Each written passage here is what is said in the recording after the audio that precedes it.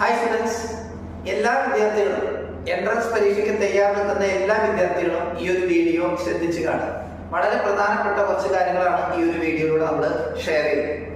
അതായത് പല വിദ്യാർത്ഥികളുടെയും വിചാരം എൻട്രൻസിന് ഓൺലൈനായിട്ട് അപേക്ഷ കൊടുത്ത് ഹോൾ ടിക്കറ്റ് വന്ന് എക്സാം എഴുതി കഴിഞ്ഞാൽ എല്ലാം കഴിഞ്ഞു എന്നാണ് പല വിദ്യാർത്ഥികളും വിചാരിച്ചിരിക്കുന്നത്. പക്ഷെ അത് 1% മാത്രമേ, നമ്മുടെ അപ്ലിക്കേഷൻ പ്രോസസ്സിന്റെ മൊത്തം പ്രോസസ്സിന്റെ ഒരു 1 to 10% മാത്രമേ അതാവുന്നുള്ളൂ. നിങ്ങളുടെ റിസൾട്ട് വന്നു കഴിഞ്ഞാലാണ് ഒരുപാട് കാര്യങ്ങൾ ഇതുമായി ബന്ധപ്പെട്ട് നിങ്ങൾക്ക് ചെയ്യാനുള്ളത്. +2 മാർക്കുകൾ അപ്ലോഡ് ചെയ്യണം, മെമ്മോ കറക്ഷൻ ചെയ്യണം, എന്തെങ്കിലും സർട്ടിഫിക്കറ്റ് മിസ്റ്റേക്ക് ഉണ്ടെങ്കിൽ അത് അപ്ലോഡ് ചെയ്യണം, അങ്ങനെ കുറെ കാര്യങ്ങൾ ചെയ്യാറുണ്ട്. അത് കഴിഞ്ഞ് അലോട്ട്മെന്റ് പ്രോസസ് എന്ന് പറഞ്ഞൊരു സ്റ്റേജ് വരും. ആ സ്റ്റേജിൽ കംപ്ലീറ്റ് ആയിട്ട് നിങ്ങൾ ഏതൊക്കെ കോളേജിൽ ഏതൊക്കെ കോഴ്സുകൾ സെലക്ട് ചെയ്യാൻ ഉദ്ദേശിക്കുന്നു അത് വൃത്തിയായിട്ട് എഴുതിണ്ടാക്കി ഏതൊക്കെ കോളേജിൽ ഏതൊക്കെ കോഴ്സ് ഉണ്ടെന്ന് സെലക്ട് ചെയ്ത് കൃത്യമായിട്ട് ആപ്ലിക്കേഷൻ കൊടുത്താൽ മാത്രമേ നിങ്ങളെ അലോട്ട്മെന്റ് പരിഗണിക്കൂ. ഇനി ഏതെങ്കിലും പല